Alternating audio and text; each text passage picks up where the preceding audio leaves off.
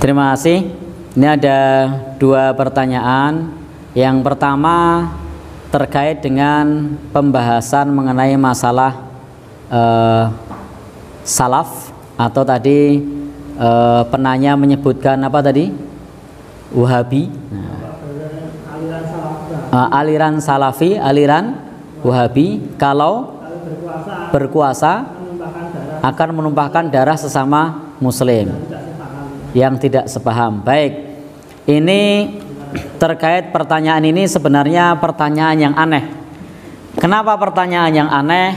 Karena yang kita ketahui bahwa ketika seseorang bermanhaj salaf itu praktis tidak ikut-ikutan dengan masalah politik kekuasaan. Bagaimana mungkin dia akan berkuasa sementara tidak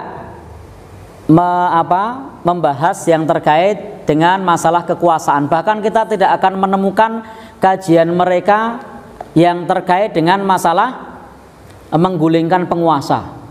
Bahkan di kelompok mereka itu jangankan menggulingkan, ngerasani penguasa saja itu tidak boleh. Silakan nanti ketemu dengan saudara-saudara kita yang ngaji manhaj salaf. Mereka itu untuk mencela penguasa saja tidak boleh. Jadi mereka itu mencela penguasa saja tidak boleh. Bahkan mereka itu sangat taat kepada pemerintah. Contoh misalnya pada saat Ramadan, kalau di Muhammadiyah kan pakai hisab, berbeda dengan pemerintah. Kalau salaf enggak, mereka akan ikut dengan keputusan pemerintah. Bahkan andai pun yang dibuat oleh pemerintah itu, keputusan pemerintah tersebut itu dalam tanda kutip mendolimi mereka, mereka tidak akan melawan. Itu salah satu prinsip dari manhaj salaf. Nah, jadi itu pertanyaan yang agak aneh, karena tidak, bagaimana mungkin kemudian mereka merebut kekuasaan kemudian berkuasa dan menumpahkan darah kaum muslimin. Karena konsep dalam salaf itu konsepnya adalah bahwa kebaikan itu bukan dari atas, bukan dari kekuasaan, tetapi dari pribadi masyarakat yang baik nanti akan membentuk pemerintahan yang baik. Jadi dari masyarakat yang baik akan membentuk pemerintah yang baik. Nah, karena kalau masyarakatnya ini tidak baik, dengan cara apapun kita membentuk atau memilih pemimpin, maka karena bibitnya bukan bibit yang baik, maka hasilnya tidak baik. Saya kasih contoh. Bapak Ibu pernah makan kacang? Pernah ya?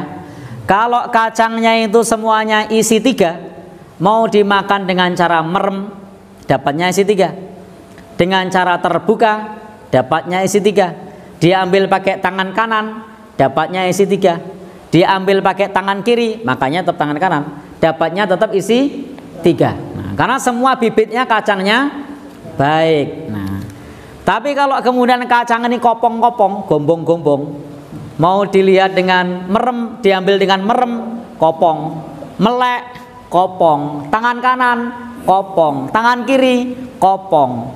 Nah, konsep dalam manhaj salaf itu adalah kalau semua rakyat baik, maka pemimpin yang tampil adalah orang yang baik. Nah, kalau semua rakyat amanah, maka pemimpin yang tampil adalah amanah. Nah, tapi kalau rakyat ini adalah rakyat yang sudah terbiasa korup, biasa bikin nota palsu, biasa bikin LPG fiktif, biasa bikin saksi palsu, biasa rapel tanda tangan, nanti kalau berkuasa ya kurang lebih sama. Nah, jadi konsepnya adalah membentuk masyarakat yang mereka semua adalah orang-orang yang baik. Nah, jadi di manhaj salaf itu tidak ada kamusnya revolusi, itu tidak ada. Nah, nanti silahkan baca salah satu buku pedoman yang biasa dipakai, misalnya kitab Ushulus Sunnah yang dipakai oleh Imam Ahmad rahimahullahu, yang ditulis oleh Imam Ahmad rahimahullahu taala.